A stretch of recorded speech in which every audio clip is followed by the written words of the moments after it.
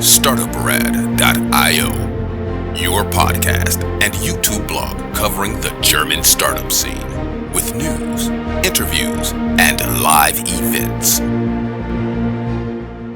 Hello and welcome everybody. This is Joe from Startuprad.io here again for you in the meeting room in New York. I do have another guest here, and you'd like to introduce yourself briefly? Absolutely. I'm Max Niederstostert. I'm the co-founder and CFO at Rally Road, which is an alternative asset investment platform. I'm excited to be here. Thank you very much for having me. You're very welcome. We originally connected on the Benzinga FinTech Awards, where you received this very nice prize here. What is it? It is for the most promising startup in the category alternative asset investment, and we're super excited. You know, the company's been around for about a year and a half at this point, and to achieve this award so quickly in our sort of short lifetime so far is a great achievement for us. So, thank you, Benzinga. And where you guys are located, where you're headquartered? So we're headquartered here in New York.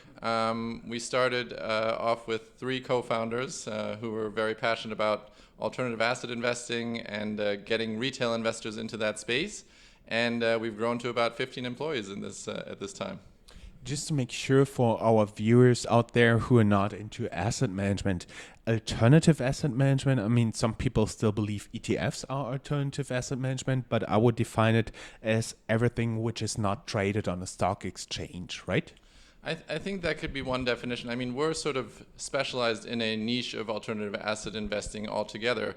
Basically, we've found there are categories that are considered sort of passion categories by some people who don't even think of them as investments, and other people have made a lot of money in these categories. So think art, classic cars, wine, coins, where if you had a lot of money and were able to put your money into those markets 10 years ago, you would have outperformed most equity, or really all equity markets and most other asset classes as well.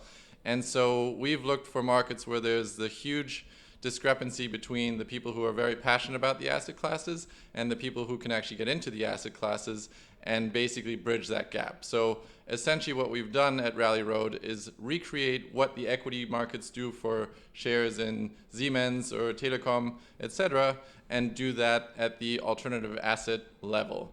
So if I may, I'll just walk you through the process of how it works really quick.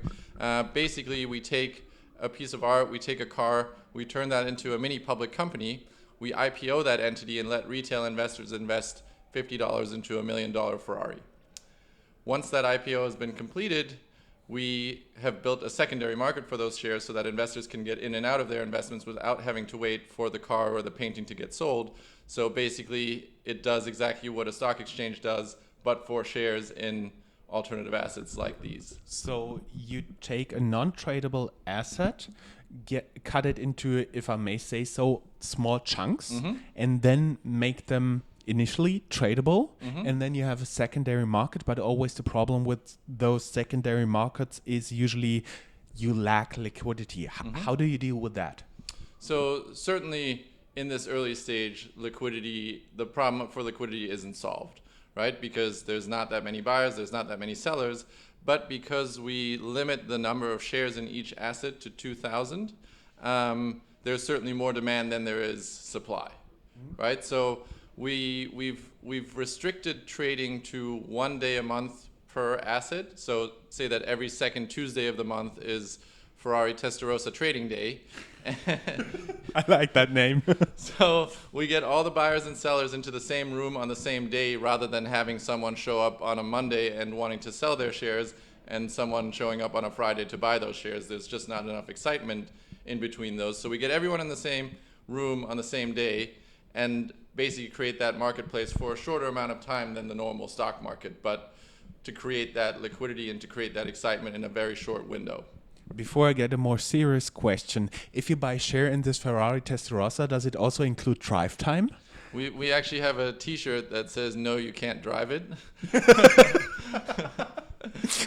and really, even if you were to be able to afford that entire car, you wouldn't drive it very much, right? These are the top end of the market. These are the museum quality pieces where if you look over time, they've doubled, tripled, gone up 10 times in value over the last 10 years. And really, that's where the investment in the market is. And admittedly, when I see the streets here in New York, all the big bumpers and how crazy all the people are driving, I actually wouldn't want to drive it here anyway. It's not that enjoyable, and for people like you and I who are quite tall, we don't even fit into most of the cars anyway. So I think there's a great German expression, Äffchen hinterm Schleifstein, where basically your knees are behind your ears. That's how you and I are in all these cars. I'm just picturing me here, and that's really good. What assets did you so far convert in your process? So right now we're focused on cars, hence Rally Road. We'll drop the road piece once we go into other asset classes, which are lined up already. Our next asset class will be political, sports, and celebrity memorabilia. So think, a signed soccer jersey by, I don't know, the German national team once they win the World Cup this year. That'll be worth a lot of money. There's a big market for that, especially in the U.S. with baseball cards, all sorts of political memorabilia, politicians' diaries and things like that. NFL games, the the football. Baseball bats, baseball That's right. gloves, That's whatever. right. So I don't know that much about this market, and that's why we found a great partner to run that asset class for us. But there are baseball cards and baseball bats that go for upwards of $10 million at auctions. So, again, an asset class where the same dynamic exists. Millions of people who are super enthusiastic, very few people who can actually afford, especially at the top end of the market. But the good thing about these asset classes, which is a little bit different from the equity markets in my mind, is that usually there's information asymmetry which benefits the wealthy people, right? Like I can't compete against a hedge fund manager who's thinking about stocks all day long because I just don't have the time or the energy to do all the research. In these asset classes, I can show you a 10-year-old who knows more about Ferrari 250 GTO than the person who actually is able to pay $50 million for one, right? So the information is much, much more even than it is in other asset classes, but the access is much more limited than it is in other asset classes. So we're taking advantage of that in the sense that we're creating access to all the millions of people who have the knowledge but have no way of getting in. And for the people who are watching out there, I would have two questions remaining. First, who can invest in those entities? Mm-hmm. So that's restricted to the U.S. at the moment because we're SEC regulated, and so we do everything above board, everything by the books. Every time we IPO a new car, we have to file paperwork with the SEC, and we work with registered broker dealers on the New York Stock Exchange to make a market in our securities. So basically, everything that happens in the equity markets, we do as well, just in these asset classes. So it's currently restricted to people who are in the U.S., but we've got international expansion plans, and because half of the investors in the company are actually in Germany, I think that's going to be our first market very, very soon. Yeah, and that will be my second question. Is your company looking for capital right now? So the company itself isn't necessarily looking for capital, although we welcome all conversations with that in that respect. But really, it's more about finding people with the expertise in Europe, in Germany, who can help us figure out what the right legal structures are, what the right regulatory framework is in order to replicate what we've done in the US under very unique laws in other jurisdictions. Just out of curiosity, one last question. Is there one very safe, very hidden room where you store all the cars? So that's actually a unique aspect about our platform. We don't want to store them in a hidden room. We want to make them accessible to the investors from an experience perspective. Not driving, but we do have racetrack days where we take, there's many Ferrari Testarossas out there, but the one that we have is one of two in the color that it is, called Prune Metallic, which is, kind of a color that you wouldn't want to be seen driving in, but is very unique because only two people were smart enough to create cars in that color.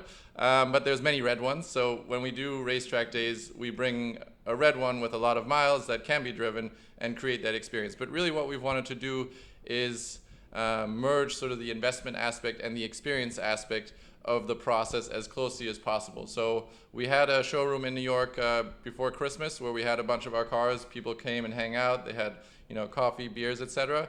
And we'll have a more permanent location like that over the summer where we'll rotate the cars first in New York and then in our other major markets so that people who are invested in the cars can come hang out with their investments, and people who are not invested in the cars yet can come see what they're investing in and make that decision right there and then.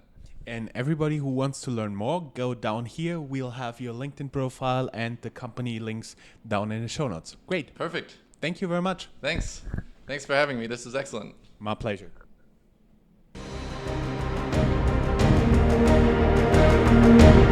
That's all, folks. Find more news, streams, events, and interviews at www.startuprad.io. Remember, sharing is caring.